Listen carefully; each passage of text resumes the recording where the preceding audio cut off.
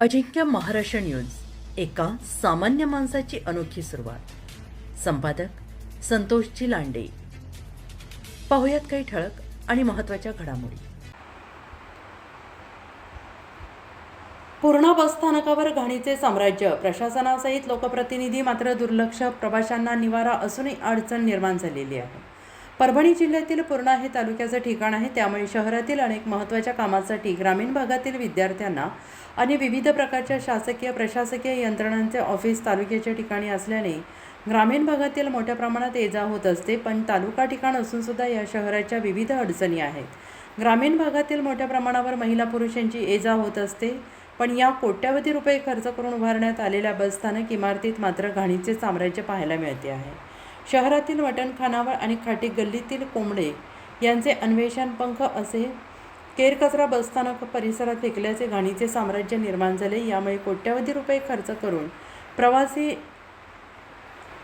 घाण असल्याने प्रवाशांना ऊन पाऊस आला तरी बाहेर रस्त्यावर थांबावं लागत असल्याचं पाहायला मिळत आहे.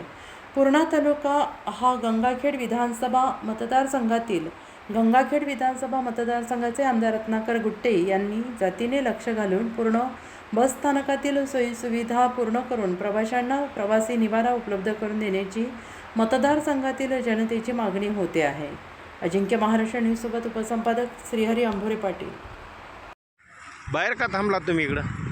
पट्ट्यामध्ये घाण असल्यामुळं आम्ही बाहेर थांबलो होतो. हां, बरं. तिकडे खाटे कचरा करतात लोक. हां, तिकडे काही व्यवस्थित नाही म्हणून रस्त्यावर थांबलो आम्ही. बरं. आता कुठं जायचं तुम्हाला? आम्हाला जायचं म्हटलं. बरं, आता बसची वाट पाहत आहेत का? हो हो बरं, इथं बाहेर थांबलात, तुमच्यासोबत महिला पण आहेत. आहेत ना. हो, मग बाहेरच इथं थांबलात. लवकर सुविधा करायला लवकर सुविधा करायला हवा पटकन. म्हणजे येणं जाणं तरी जाईल ना चालू. आणि म्हणते बसलं तर ते होता लोक घाणं टाकतात. हाटेवाले लोक इथं कचरा आणून टाकतात. आम्हाला बसा येत नाही, काय नाही. एका कोंबड्याची पकड येते इथं. आम्ही कसं बसावं इथं? आम्हाला काही शासन इथं बसायची व्यवस्था केली पाहिजे. पाण्या पावसाचे नाही मात्र इथं घाण तर लईच आहे. पाणी पावसाचं तिथं वेगळंच राहिलं. ऊन असो, वारा असो, पाऊस असो, तुम्हाला बाहेर थांबावं लागतं. आम्हाला बाहेरच थांबावं लागेल. इथं लगी घाण होईल. आमची घ्या इथल्या बस स्टँडची काहीतरी सोय तुम्ही. शासनाने एवढी मदत करायला पाहिजे ते.